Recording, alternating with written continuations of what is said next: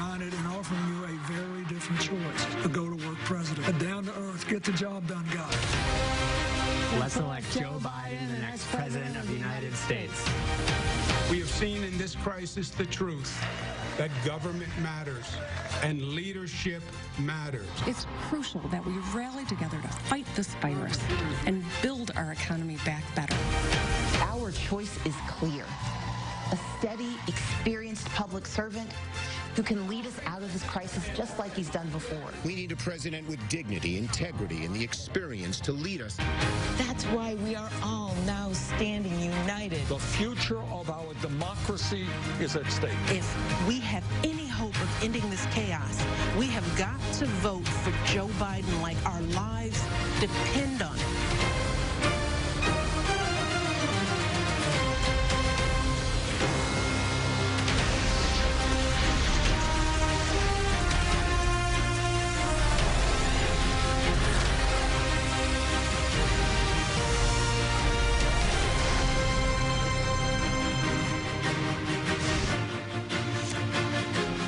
Good evening. I'm Nora O'Donnell coming to you live from our nation's capital. And welcome to night 2 of the Democrats' unconventional convention. Tonight, Joe Biden is formally nominated for president of the United States by the Democratic Party. Joining him on the ticket will be Kamala Harris, the first woman of color to be on a major presidential ticket. You're looking now at the roll call. Delegates are casting their votes remotely from 57 states and U.S. territories. It does look a little different than previous years. Of course, you can see they're not on the floor of the convention center. Instead, these delegates are coming from their home states and big cities there like Las Vegas, all talking about issues that matter to them. Let's listen in. We trust Joe Biden. Joe will provide the leadership necessary to bring us back from this awful pandemic. Joe has a plan to attack global climate change once and for all. And Joe will restore honesty, decency, and trust to the White House, reunite all Americans, and build a better future for all. The great state of New Hampshire awards 9 delegates to our friend and neighbor, Bernie Sanders, and 24 delegates to the next president of the United States, Joe Biden.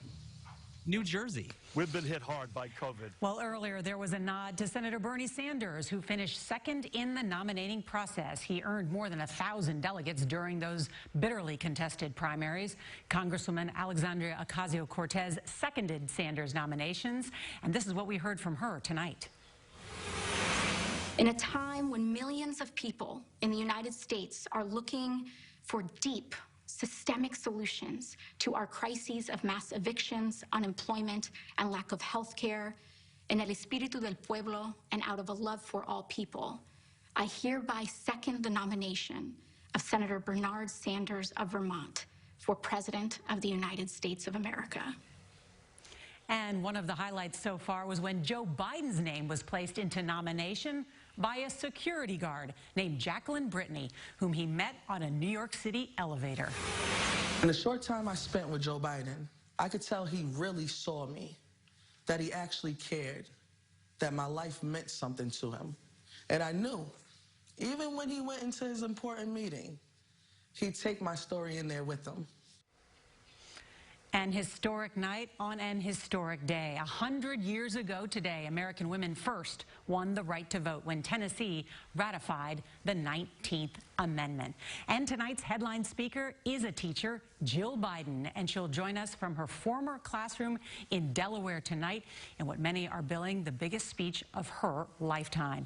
You're watching CBS News 2020, America Decides, and joining me tonight are CBS News senior political analyst and 60 Minutes correspondent John Dickerson, Margaret Brennan, CBS News senior foreign affairs correspondent and moderator of Face the Nation, and CBS News political contributor Jamal Simmons. Welcome to all of you. A big night up ahead on night 2, and so the theme of the night, John Dickerson, for the Democrats is Leadership Matters. What do we mean? You've written a book about this when you talk about presidential leadership.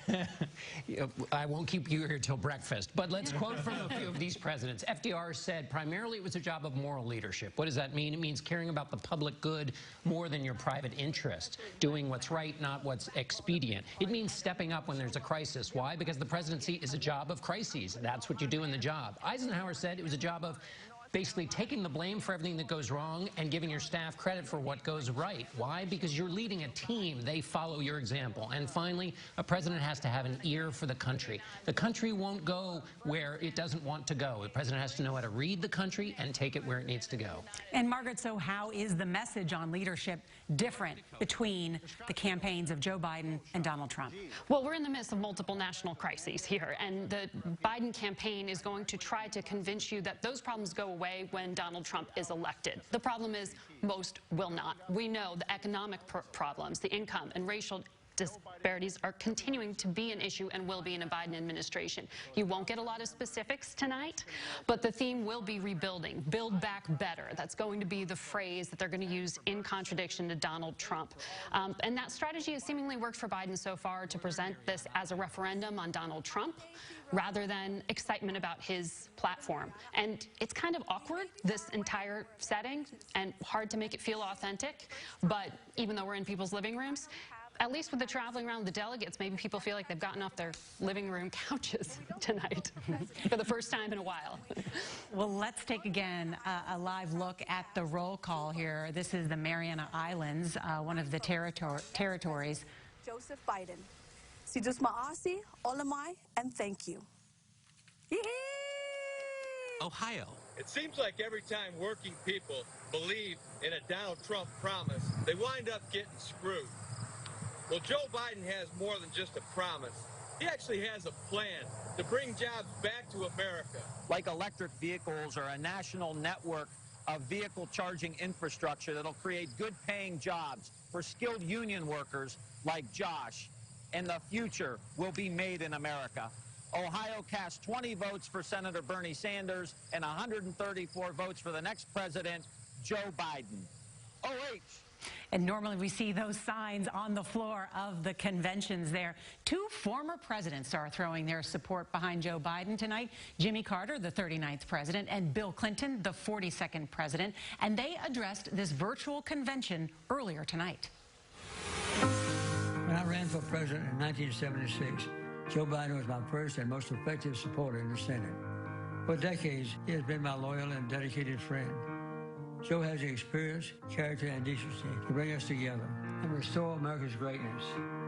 We deserve a person with integrity and judgment, someone who is honest and fair, someone who is committed to what is best for the American people. Donald Trump says we're leading the world. Well, we are the only major industrial economy to have its unemployment rate tripled. At a time like this, the Oval Office should be a command center. Instead, it's a storm center. There's only chaos.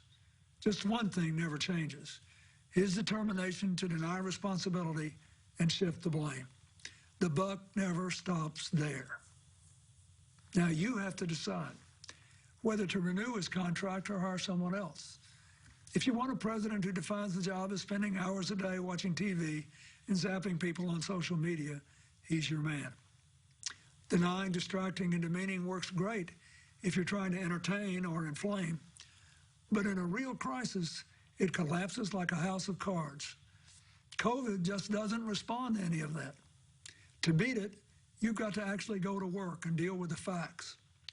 Our party is united in offering you a very different choice: a go-to-work president, a down-to-earth, get-the-job-done guy, a man with a mission to take responsibility, not shift the blame, concentrate, not distract, unite, not divide. Our choice is Joe Biden. Joe helped bring us back from a recession before, and he can do it again. In 2009, Barack Obama and Joe Biden started with the worst economy since the Great Depression. And when they were done, they delivered more than 6 straight years of job growth. What did Joe do? He accepted responsibility for implementing the Recovery Act. His work created a lot of new jobs and started many new companies in communities across our country. Now Joe's committed to building America back again. How? He's given us smart, detailed plans to invest in areas vital to our future: innovative financing for modern factories and small businesses, good jobs in green energy and conservation to combat climate change, a modern infrastructure that brings small-town and rural America the connectivity and investment others take for granted, and a plan to ensure that Black Americans, Latino Americans, Native Americans, women, immigrants, and other communities left behind are full participants in our economy and our society. Joe Biden wants to build an economy far better suited to our changing world. Better for young people, better for families working and raising their kids, better for people who lost jobs and need new ones, better for farmers tired of being collateral damage in trade wars, better for workers caring for the sick, elderly, and people with disabilities, better because of a living wage and access to affordable higher education and health care, including prescription drugs, and to child care, a secure retirement, and for the first time, paid family and medical leave.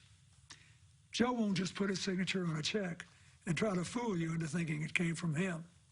He'll work to make sure that your paycheck reflects your contribution to and your stake in a growing economy. In this job interview, the difference is stark. You know what Donald Trump will do with 4 more years: blame, bully, and belittle. And you know what Joe Biden will do: build back better. It's Trump's us versus them America against Joe Biden's America, where we all live and work together. It's a clear choice. The future of our country is riding on it. Thank you. And a sharp political message there from Bill Clinton. Let's bring in our panel. And also joining us is CBS News contributor Maria Elena Salinas as well. So let's talk about that. Bill Clinton was the last man to defeat an incumbent president, George H.W. Bush, in 1992. He did it with the help of advisors and the message of "it's the economy, stupid." And yet, in poll after poll, voters still believe that Trump would do a better job on the economy, John. That's right. And you saw Bill Clinton trying to focus people on what he says the job is, which is making those decisions in the White House. And what he's trying to do is what the campaign is trying to do, which is don't treat the economy separate from COVID. They are the same thing. And the argument is if the President Trump, who gets very bad marks on his handling of COVID-19, had done a better job on COVID-19, the economy for regular people would not be in as dire a condition as it is in. Margaret, 18 million parents say they will not be able to go back to work if their kids are not going back to school. It is an economic message, and yet at the same time, there are 2 different Americas. One where people are struggling, where the unemployment rate is above 10%, and today the S&P hitting a record high, up 50% since March. Absolutely. And the market and the economy are often bifurcated, but this just underscores something that we know has been happening and has been a theme on this campaign trail and 4 years ago, which was that this isn't a fair shake for all of America. And we know that COVID has kind of pulled us at our weakest parts, our seams, and shown and actually exacerbated some of those widening inequalities. You see that with the unemployment rate, as you said, around 10%. Well, it's actually more like 14% for Black Americans. And you also see women have been disproportionately hit by the layoffs. You see that the impact will be persistent even after January, because it takes a while to earn back that wage differential. Jamal, the keynote speaker for any convention is usually a rising star. Yeah. Barack Obama held that position in the past. Mario Cuomo. I mean, you could go through the names of the keynote speakers. This year, it was different. The Democratic Party chose to feature 17 different people from across the community. Was that a missed opportunity to have just one message? I think it was a missed opportunity. I like to see all those different faces. It was nice to see all those folks really participate. But there's nothing like finding that new voice. Frankly, it should have been somebody like Alexandria Ocasio-Cortez. She speaks for a lot of Democrats. And I got to tell you, were talking to John earlier about the Bill Clinton administration, the Bill Clinton campaign. You know, that was the first campaign I worked on was Bill Clinton. I traveled with him every day in the fall. And one of the things that I saw him do every day, people say, you know, voters vote for the person they like the most. What I found is voters vote for the person who likes them the most, right? The person who respects them and the person who's going to fight for them the most. I think, and that's what they saw in Bill Clinton, that he really understood them. Remember, before Bill Clinton ran for president, Democrats had lost 5 out of 6 presidential elections. Bill Clinton made it safe for Democrats to run, and since then, Democrats have won the popular vote in 6 out of 7 elections. He really did change the course of the Democratic Party.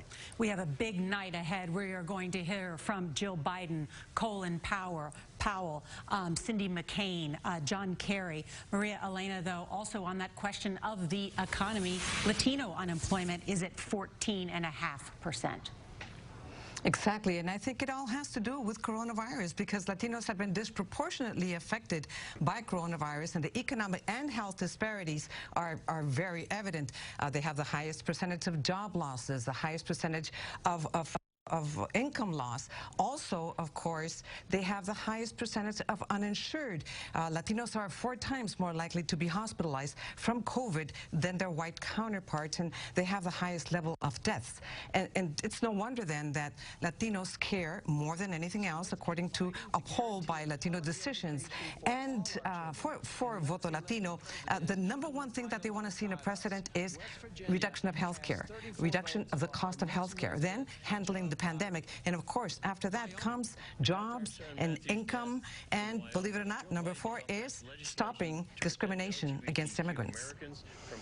Thank you, and we want to dip back into the roll call because as we reach the W's, this is in alphabetical order, Wyoming, of course, and then we will hear from Delaware, and of course we'll hear Wisconsin, Wyoming, and then Delaware, the soon-to-be presidential nominee for the Democratic Party, Joe Biden's home state. Let's listen in. Next president of the United States, Joe Biden.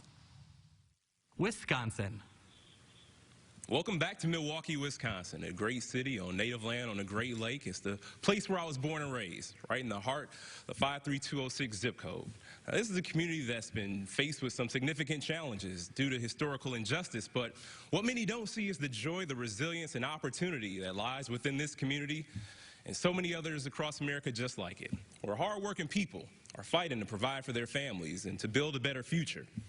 We know that we build a better future for our nation by channeling Wisconsin's legacy as the birthplace of the labor and the progressive movement and uniting around a bold, inclusive agenda that uplifts every community in the pursuit of a more just future, one that recognizes health care as a human right, one that tackles the climate crisis and takes on racial and economic justice.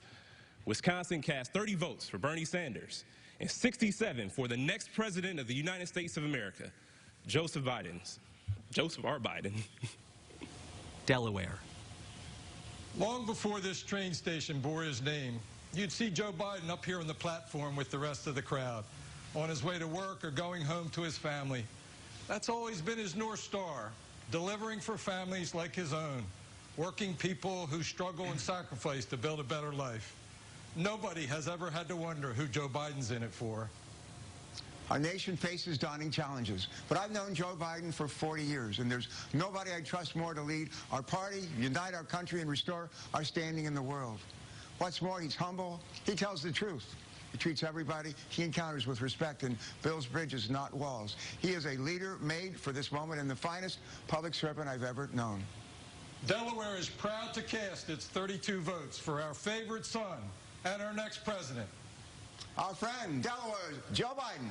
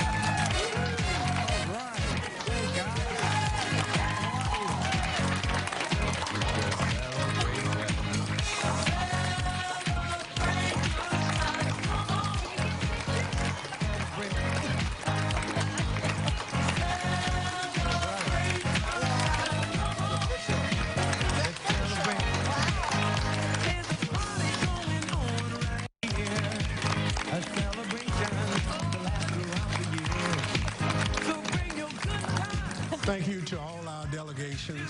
I'm pleased to announce that Vice President Joe Biden has officially been nominated by the Democratic Party as our candidate for President of the United States. Vice President Biden is hereby invited to deliver an acceptance speech. Well, thank you very, very much. From the bottom of my heart, thank you all. It means the world to me and my family, and I'll see you on Thursday. Thank you, thank you, thank you.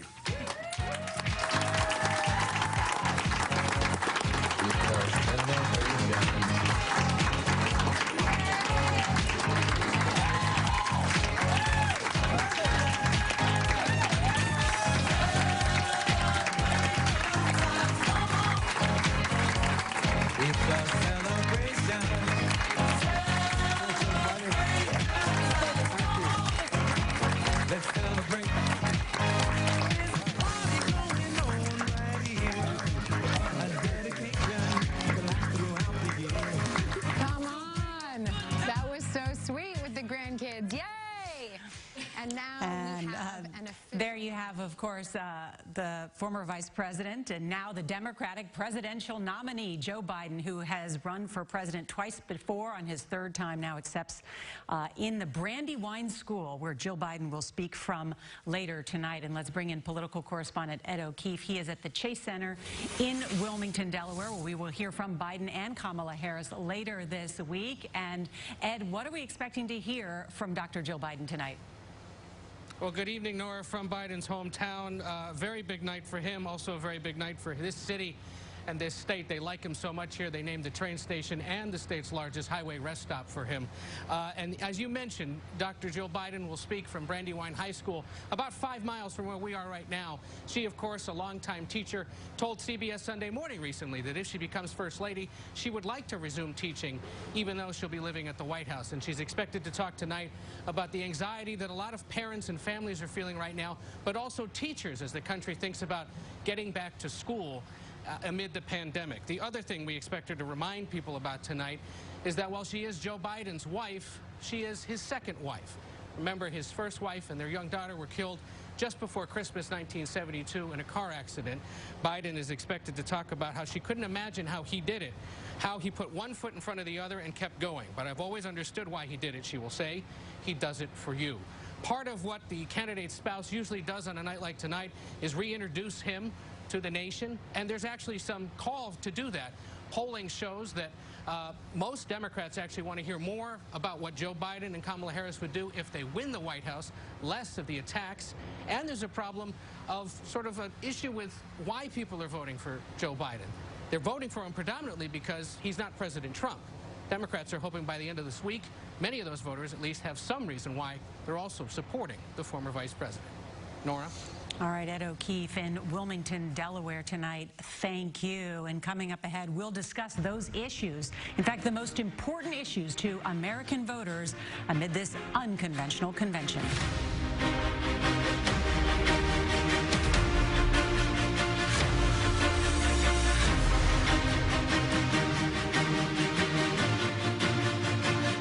What stands behind the yard sign of an ADT home? It's your world, safer and more secure against the unknown and unimaginable. With tested, trusted, 24/7 protection and a system we help you customize with video doorbells, indoor and outdoor cameras, locks and lights, carbon monoxide detection, and fire and smoke alarms. Now, get our lowest rate for fast response monitoring starting at just $28.99 a month. About $1 a day for ADT. Call 1-800-ADT ASAP. Last time I bought a used car, I ended up paying too much. It's pretty embarrassing. Only Carfax.com will give you the most accurate price based on the Carfax report.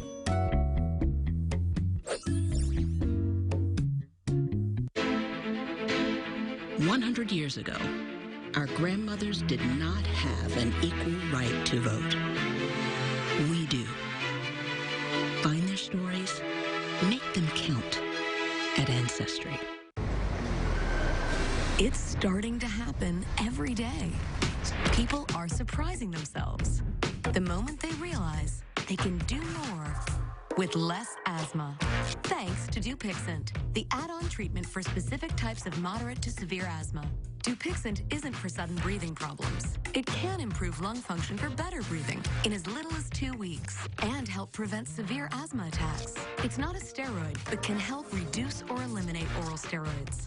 Dupixent can cause serious allergic reactions, including anaphylaxis. Get help right away if you have rash, shortness of breath, chest pain, tingling, or numbness in your limbs. Tell your doctor if you have a parasitic infection. And don't change or stop your asthma treatments, including steroids, without talking to your doctor. Do more with less asthma. Talk to your doctor today about Dupixent. If your financial situation has changed, we may be able to help. George Floyd's death has inspired a movement. We are witnessing it right now. Where do things go for you now? We have to talk to people, listen. Why is it important to you guys to come out? If we just stayed home, nothing would change. What do you hope comes from this? This is what's coming from it. The change is here.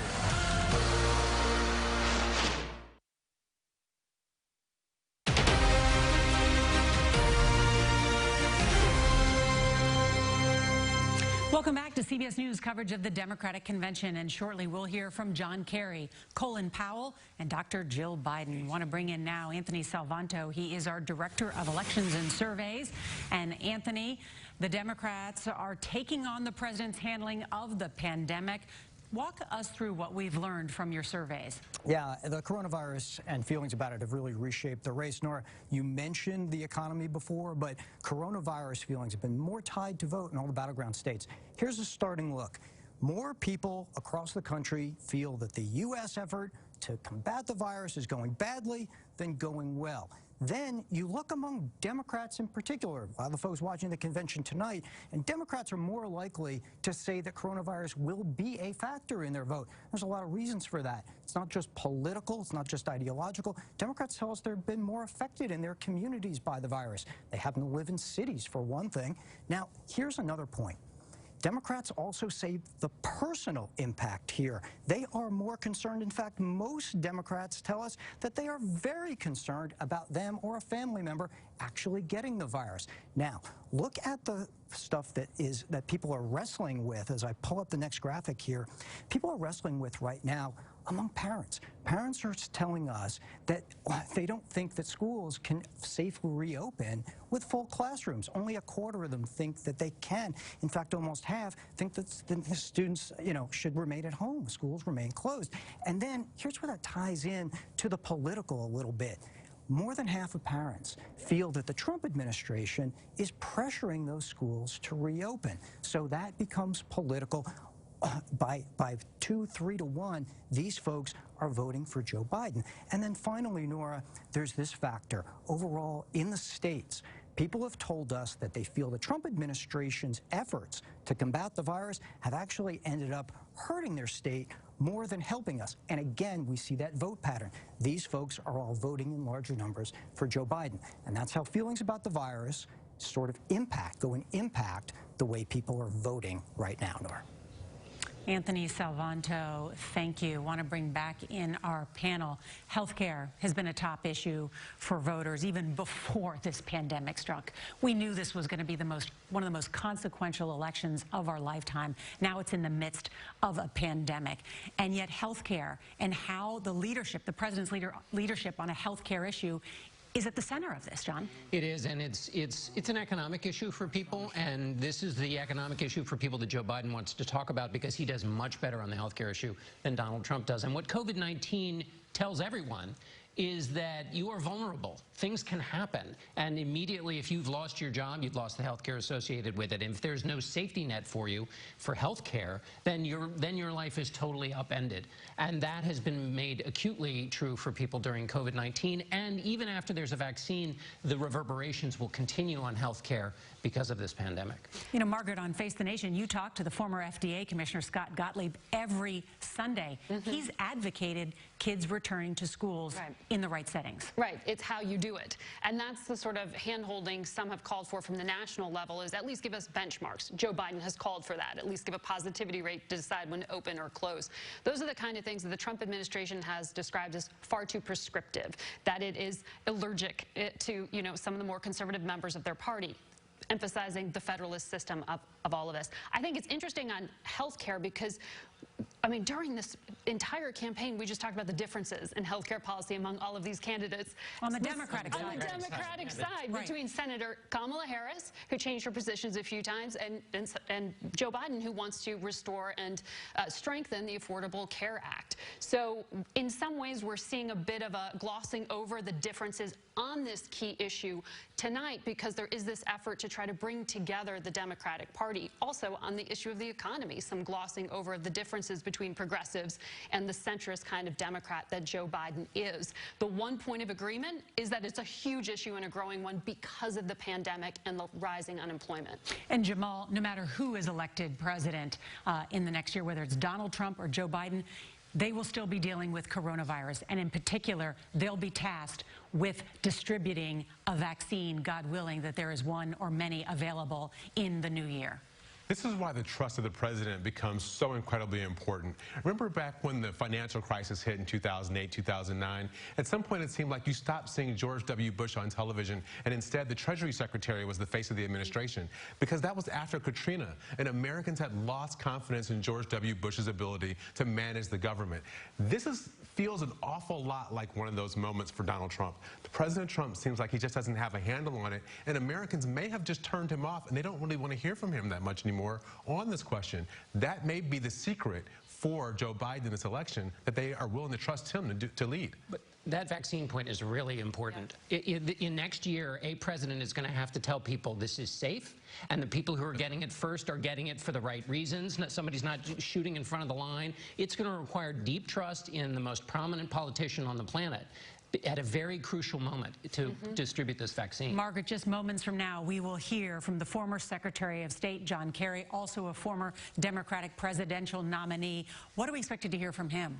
Well, John Kerry will talk about, we can expect one of the key issues for him, climate change. Remember, he was the negotiator in that Paris climate change agreement, and for the Democrats, that is kind of the centerpiece of showing the importance of climate science, even though even at the time, having followed it, they recognized and admitted it wasn't enough to deal with the entire issue. He'll also talk about restoring America on the world stage, this idea of trying to rebuild alliances, the damage that has been done, and part of that rebuilding alliances with Europe, even if that is a bit nostalgic, some would say, is about trying to revive the Iran nuclear deal, which of course was his crowning achievement. China, however, Joe Biden and Donald Trump, directionally, they're heading in the same direction, and that is tensions only rising. Strategically, they have a very different approach. I don't know if John Kerry will go there tonight. Let's bring back in Ed O'Keefe, who's in Wilmington, Delaware, who also has some additional reporting. Ed?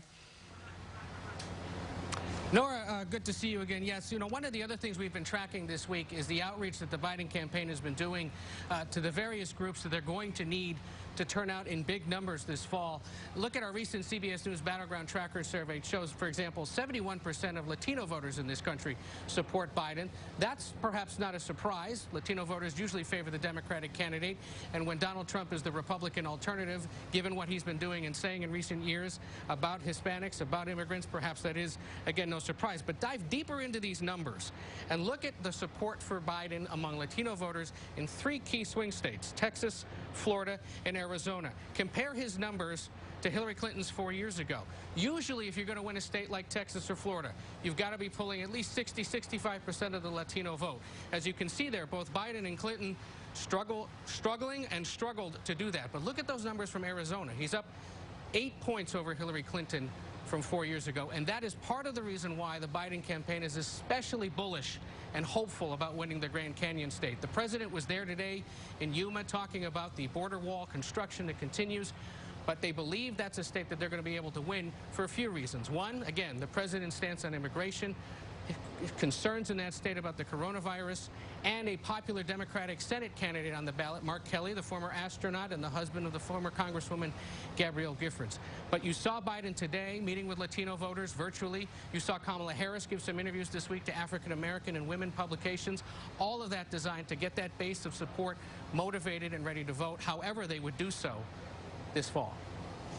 One of the key factors, in addition to not only having the support of key constituencies, is making sure that those constituencies actually vote. And today, the big headline, as we reported on the evening news, was that the head of the U.S. Postal Service reversed course, said he will leave those mail-in boxes in place. They will allow to continue to do and not thwart what Democrats say was an effort to thwart the mail-in vote. We're about to hear from John Kerry, the longtime U.S. Senator and former Secretary of State. Let's listen in to him now.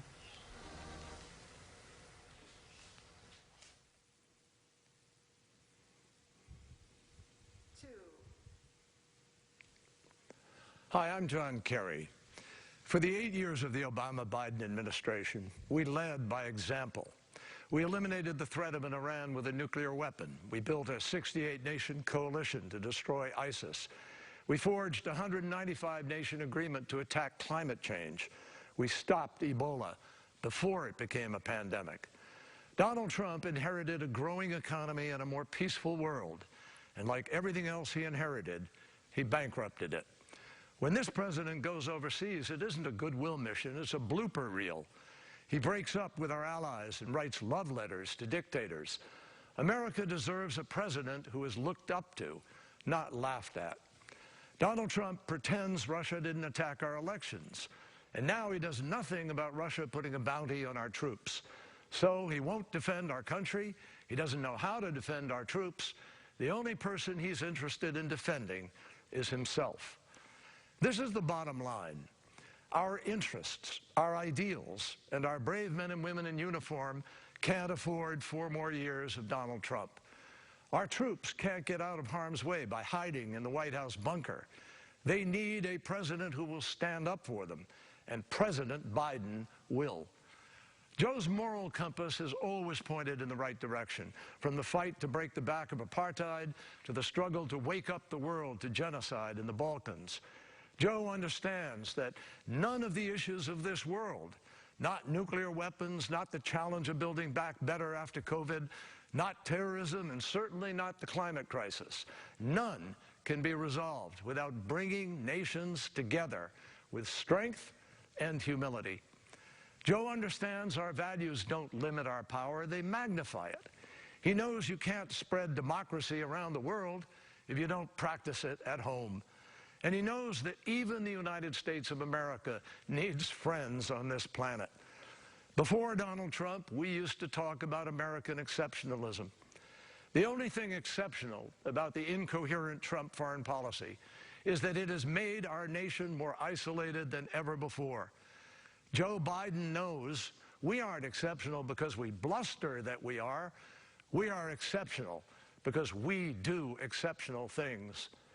On June 6, 1944, young Americans gave their lives on the beaches of Normandy to liberate the world from tyranny. Out of the ashes of that war, we made peace and rebuilt the world. That was and remains exceptional. It is the opposite of everything Donald Trump stands for. This moment is a fight for the security of America and the world. Only Joe Biden can make America lead like America again.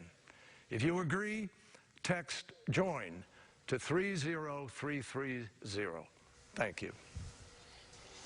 And there, the former Secretary of State and longtime friend of Joe Biden making the case. Let's bring in our senior foreign affairs correspondent, Margaret Brennan, who also covers the State Department. But today, the very big news from the bipartisan and Republican-led Senate Intelligence Committee looking back at the 2016 election, which once again revisits the idea of Russian interference and goes farther than it ever has and that we've known about the connection between Russia and the Trump campaign. Absolutely, and on the specific point in which it went even further was laying out in clear terms that Konstantin Kilimnik, this individual who was a partner of Paul Manafort, the Trump campaign manager, that he was actually a Russian intelligence officer. It's right there in the report, agreed upon by Republicans and Democrats.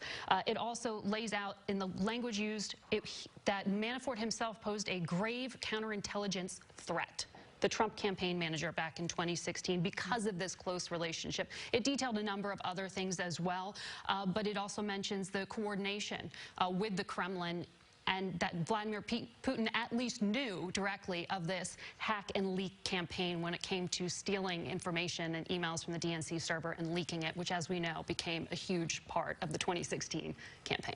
We are about to hear from General Colin Powell. Want to bring in CBS News political analyst Reince Priebus, who is President Trump's first chief of staff. And Reince, we listened last night as Michelle Obama delivered a strong rebuke of President Trump. It appears it clearly got under his skin.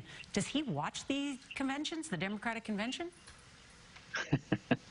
I'm sure he does, Nora. He watches most of these speeches. And, you know, look, I think from his standpoint, there's nothing new here. I mean, he's been dealing with this kind of focus on him, what he does from the Democrats on and on. There's nothing new here. John Kasich's been trashing the president for years. Colin Powell, that you're going to hear from next, endorsed endorsed Barack Obama over John McCain, endorsed Barack Obama over Mitt Romney, endorsed Hillary Clinton over Donald Trump, and he's going to announce tonight that, voila, I'm going to support Joe Biden over Donald Trump, and everyone's going to, you know, jump up and down and say, wow, this is amazing. Colin Powell is going to endorse yet another Democrat. So, I mean, as far as that report is concerned, it also showed that there's no evidence that anyone in the Trump campaign colluded with Russia. The FBI made serious mistakes in relying on the Steele dossier, and Russia is still obviously meddling, but there is no evidence that anything actually was done or acted upon. So, again, much to do about nothing. Well, we'll let people make their own decision by reading that bipartisan report. Reince Priebus, thank you. Let's listen now to Colin Powell. Years ago, a young immigrant left a dirt farm in Jamaica and set out for America. 3 years later, a ship pulled into New York Harbor, and a young Jamaican woman gazed up at the Statue of Liberty for the first time. They became my parents, and they inspired me to finish college and join the Army. This began a journey of service that would take me from basic training to combat in Vietnam, up the ranks to serve as chairman of the Joint Chiefs of Staff and Secretary of State. The values I learned growing up in the South Bronx and serving in uniform were the same values that Joe Biden's parents instilled in him in Scranton, Pennsylvania. I support Joe Biden for the presidency of the United States because those values still define him, and we need to restore those values to the White House. Our country needs a commander-in-chief who takes care of our troops in the same way he would his own family. For Joe Biden, that doesn't need teaching. It comes from the experience he shares with millions of military families, sending his beloved son off to war and praying to God he would come home safe. Joe Biden will be a president we will all be proud to salute. With Joe Biden in the White House, you will never doubt that he will stand with our friends and stand up to our adversaries, never the other way around. He will trust our diplomats and our intelligence community, not the flattery of dictators and despots. He will make it his job to know when anyone dares to threaten us. He will stand up to our adversaries with strength and experience. They will know he means business. I support Joe Biden because beginning on day one, he will restore Americans' leadership and our moral authority. He'll be a president who knows that America is strongest when, as he has said, we lead both by the power of our example and the example of our power. He will restore America's leadership in the world and restore the alliances we need to address the dangers that threaten our nation, from climate change to nuclear proliferation. Today, we are a country divided, and we have a president doing everything in his power to make it that way and keep us that way. What a difference it will make to have a president who unites us, who restores our strength and our soul. I still believe that in our hearts, we are the same America that brought my parents to our shores, an America that inspires freedom around the world. That's the America Joe Biden will lead as our next president. Thank you very much. It was a friendship. Let's listen in now to Cindy McCain talking about the friendship between John McCain and Joe Biden. Vietnamese prison. Joe, a young senator from Delaware. Legislative assistance. But in the 1970s, Joe was assigned a military aide for a trip overseas. I was the Navy's Senate liaison and used to carry your bags on overseas trips. The son of a gun never carried my bags. He was supposed to carry my bags, damn it, but he never carried my bags. John and Joe traveled thousands of miles together. The families got to know each other, gathering for picnics in the Bidens' backyard. They would just sit and joke. It was like a comedy show sometimes to watch the two of them. But when John was elected to the Senate as a Republican from Arizona, they found themselves on opposing sides. We're in different parties, and we hold different views on many issues. They'd be going at it on the floor, and you'd think, oh, these guys must really, really, really dislike each other. And they'd be having dinner that night together. Senator Biden had great respect for the institution of the Senate. He built relationships that were cordial, that were personal. We've always been willing, when we thought the other guy was right, cross the aisle and lock arms. It's good for the country. It takes trust to get things done in a divided government. And I think with Joe Biden, his colleagues knew that your points were equally valid to him. Even if a deal seemed out of reach, it was always Joe who tried to cross the aisle. He was like a natural for that. He just had an ability to find the common ground, but never give up your principles. For 3 decades, Joe was able to move his colleagues and find a way forward. On violence against women, banning chemical weapons, assault weapons, and controlling nuclear arms. It was a style of legislating and leadership that you don't find much anymore. And when millions of Americans were faced with losing their health insurance, it was Joe's friend who saved Obamacare by crossing the aisle. McCain casts his vote with a thumbs down. John and I have been given several awards about bipartisanship. We don't understand why you should get an award for bipartisanship. Thank you for your example. I'm proud to remain the same good guy that you were when you first got here. Most of all, for your friendship. My life and the lives of many have been enriched by it. And Cindy McCain has not yet endorsed Joe Biden for president. And we don't know what will happen in the coming weeks. She says she's staying out of presidential politics for now. Coming up next, Jill Biden delivers her convention address from her old Delaware classroom.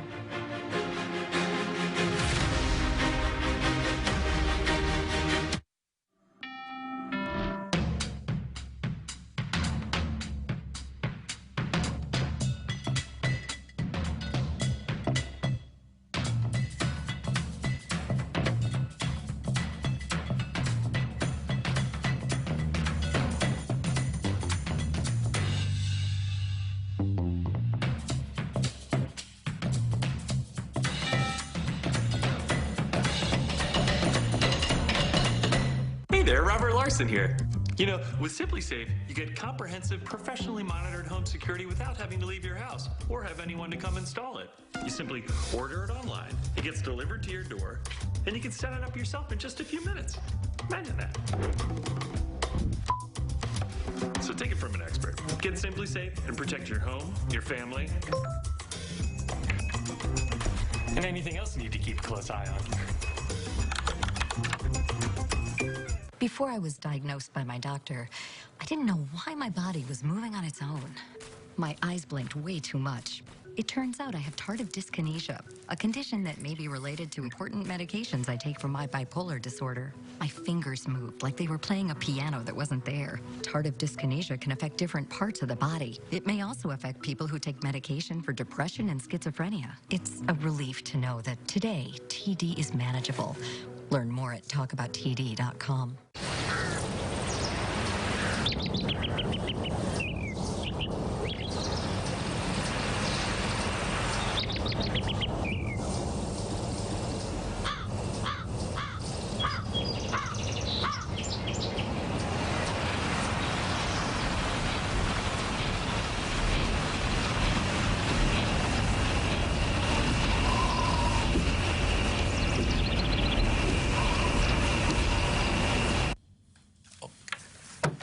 What an embarrassing mistake.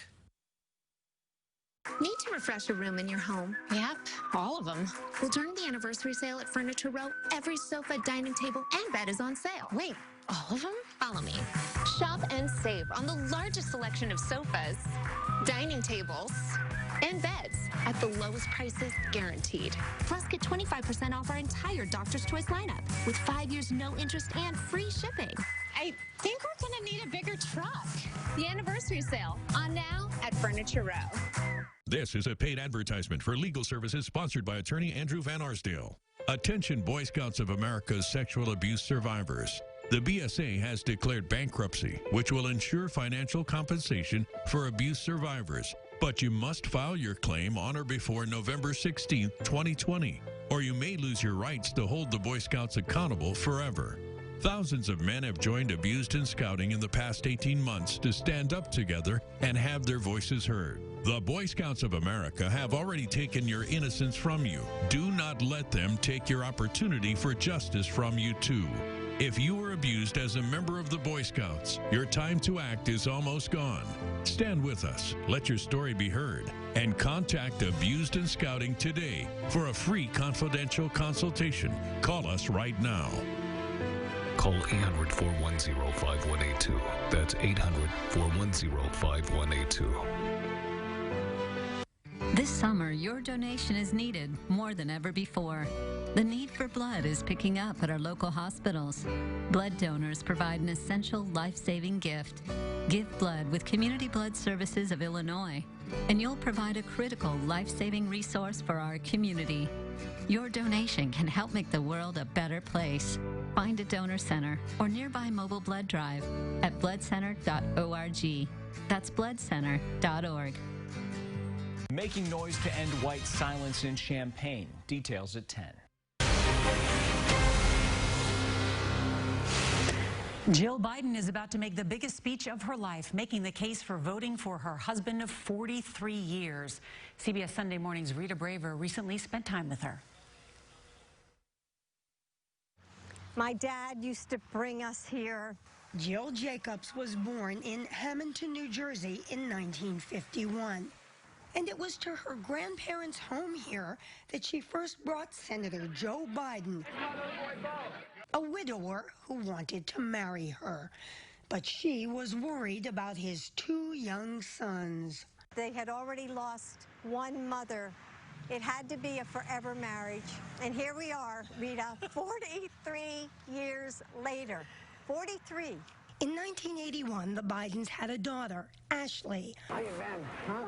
Hey, Joey, how are you? Along with being a mom, Jill Biden got a doctorate in education. Even as second lady, she worked as a community college teacher. And now, do you think you'll keep teaching if you become first lady? I hope so. Really? I would love to. If we get to the White House, I'm going to continue to teach. So, Rehoboth Beach, Delaware, this is your refuge. Yes. Isn't it beautiful? Look at this. This beach has special meaning. Nearby, a bench dedicated to the Biden son, Beau, who died from cancer in 2015. We get on our bikes and we ride up to the bench and just sit and talk or think about Beau. And it's nice. But now she has another focus as well. I think people in America now are looking for joy, for hope, for optimism. I think that's who they want in a first lady, and I hope that's who I can be. And we are now just moments away from Jill Biden's speech. She will speak from Brandywine High School, room 232, where she taught in the 90s. But, you know, Jill Biden was not a creature of Washington. For many years before she was the vice president's wife, she never came to Washington, and yet now has become more of a political spouse and one of his biggest advocates. That's right, and tonight she will be the inroads perhaps for some voters who don't know about Joe Biden, but voters, the alchemy of what creates a vote is often just personal information, and she is the way to get that. But there's a second thing, which is about leadership. We were talking about it earlier. She's going to tell the story of his life of endurance through suffering. And we talk about leaders being tested. He's been tested in his personal life repeatedly with the deaths in his family, with his own illnesses, and she can testify to that strength tonight, which has a governing aspect, not just that personal aspect. You know, Margaret, I was just with Joe Biden and Jill Biden down in Houston when they went down for the funeral of George Floyd to meet with his family. In that meeting, Jill Biden gave her personal phone number to members and said, call me. They seem to know the pain of losing a family member. That's the connection they make with Americans. And it was interesting there, you heard her say people are looking for joy, or they're looking for empathy, a word Michelle Obama used last night as well. People are scared right now because of all the crises we're going through. Jill Biden could also perhaps connect with the women voters that Joe Biden needs to stick with him, particularly white women voters, where President Trump in 2016 had an edge. The personal testimony tonight from the woman who knows Joe Biden the best, married 43 years, actually turned him down 5 times before she said yes to his marriage proposal. Let's listen in now to Dr. Biden. I have always loved the sounds of a classroom, the quiet that sparks with possibility just before students shuffle in. The murmur of ideas bouncing back and forth as we explore the world together. The laughter and tiny moments of surprise you find in materials you've taught 1,000,000 times. When I taught English here at Brandywine High School, I would spend my summer preparing for the school year about to start, filled with anticipation. But this quiet is heavy. You can hear the anxiety that echoes down empty hallways. There's no scent of new notebooks or freshly waxed floors.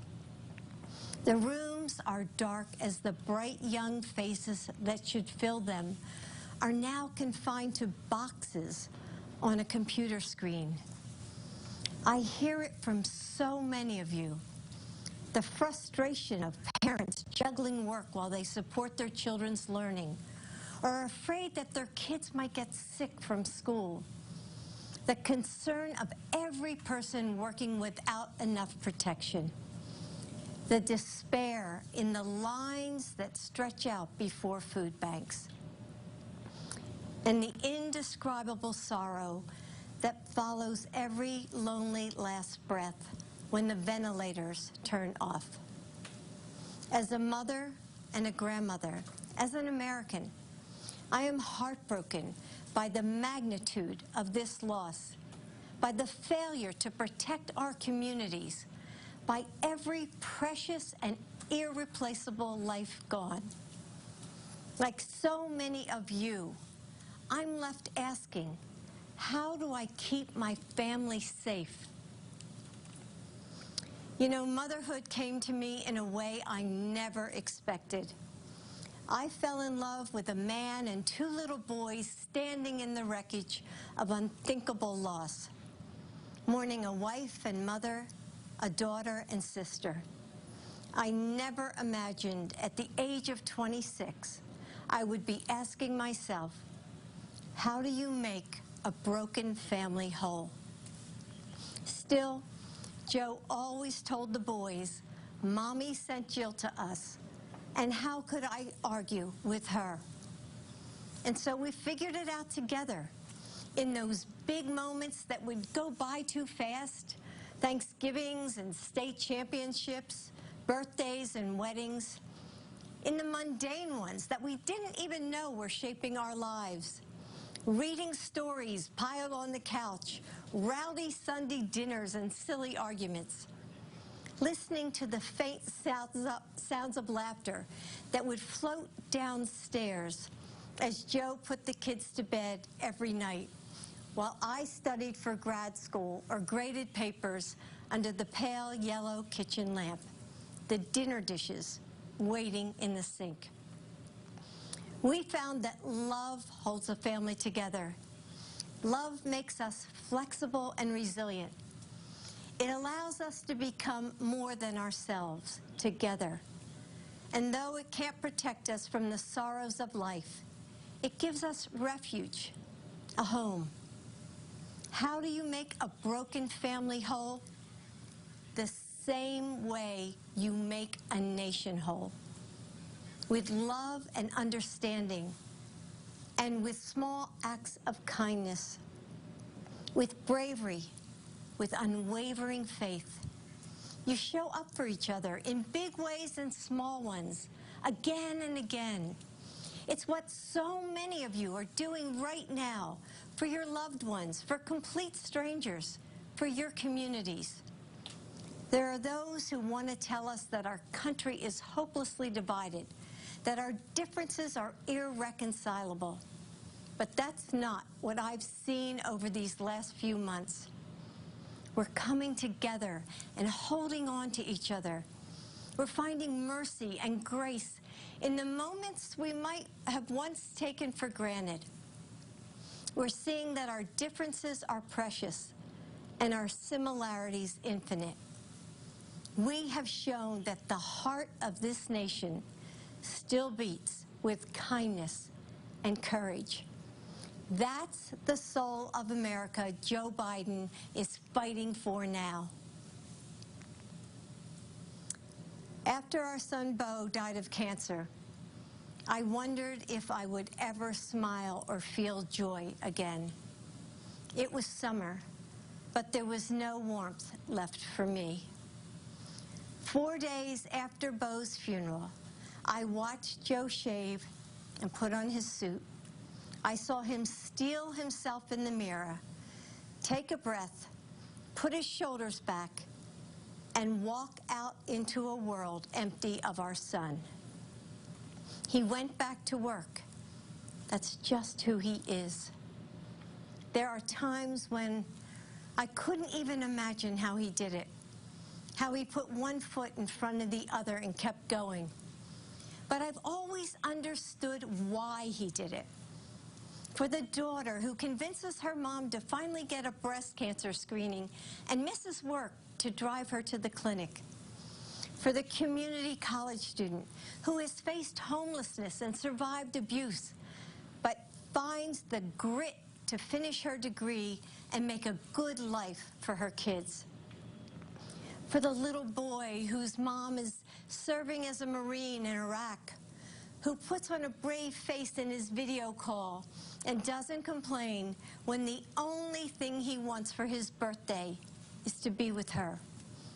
For all those people Joe gives his personal phone number to at rope lines and events, the ones he talks to for hours after dinner, helping them smile through their loss, letting them know that they aren't alone. He does it for you. Joe's purpose has always driven him forward. His strength of will is unstoppable, and his faith is unshakable. Because it's not in politicians or political parties or even in himself. It's in the providence of God. His faith is in you, in us. Yes, so many classrooms are quiet right now. The playgrounds are still. But if you listen closely, you can hear the sparks of change in the air. Across this country, educators, parents, first responders, Americans of all walks of life are putting their shoulders back, fighting for each other. We haven't given up. We just need leadership worthy of our nation, worthy of you, honest leadership to bring us back together, to recover from this pandemic and prepare for whatever else is next. Leadership to reimagine what our nation will be. That's Joe. He and Kamala will work as hard as you do every day to make this nation better. And if I have the honor of serving as your First Lady, I will too. And with Joe as president, these classrooms will ring out with laughter and possibility once again. The burdens we carry are heavy, and we need someone with strong shoulders. I know that if we entrust this nation to Joe, he will do for your family what he did for ours. Bring us together and make us whole. Carry us forward in our time of need. Keep the promise of America for all of us. Great job. God, I love you. How are you? Hey, everyone. I'm Jill Biden's husband. As you heard tonight, excuse me, you can see why she's the love of my life, the rock of our family. She never gives herself much credit, but the truth is, she's the strongest person I know. She's a backbone like a ramrod. She loves fiercely, cares deeply. Nothing stops her when she sets her mind into getting something right. And you know, for all of you out there across the country, just think of your favorite educator who gave you the confidence to believe in yourself. That's the kind of first lady this Jill Biden will be. God love you. So go to JoeBiden.com to join our campaign. Thank you all for watching. I'll see you soon. Thank you. Things get brighter. And there you have Joe Biden and Jill Biden, married 43 years together, as she delivers a personal message of support for her husband, but also trying to tie in that his biography of resilience, loss, of kindness is exactly what this country needs at this time. Thank you so much for being a part of this. Want to bring in our panel again, and John Dickerson. This was a reflection of who Jill Biden really is, that teacher, that warmth, that personal sort of message to that this is the nice guy, my husband, Joe Biden. Yes, and some good writing in there about the quiet is heavy of the empty classrooms. But, you know, for the last 2 days, they've been talking about Joe Biden knows us. Congressman Clyburn said last night, this is the personal reason she was offering for why he knows us, knows the American people, because his loss is the avenue into regular people's lives and their own challenges. Mm-hmm. Margaret, extraordinary to hear her say in that interview with Rita Braver that if she becomes the First Lady of the United States, she would still work, or she wants to still work. That would be a historic first. It absolutely would. Going into, can you imagine sitting in that classroom? Yes, ma'am. But it's, you know, one of the things in this speech, as we look at the text, I love that line, how do you make a broken family whole the same way you make a nation whole? This empathy idea that they continue to hit on Michelle Obama last night and Dr. Jill Biden tonight. The implication being Joe Biden has put the country first, even in moments of pain, trying to draw a contrast to the Trump family, even though you will see all the family members next week, even though you will constantly hear that message that they are united. You know, it strikes me, Jamal, as Margaret is talking, that she essentially vouched for him as the healer in chief. That's absolutely right. You know, this is one of the things in campaigns people talk about all the time.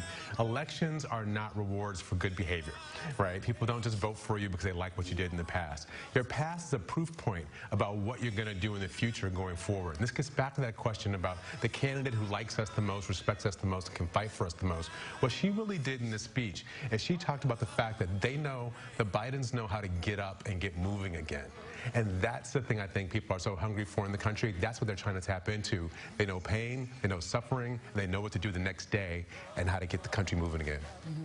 A character witness as well, as the Democratic Party tries to make this not only a contest about leadership, but a contest about character.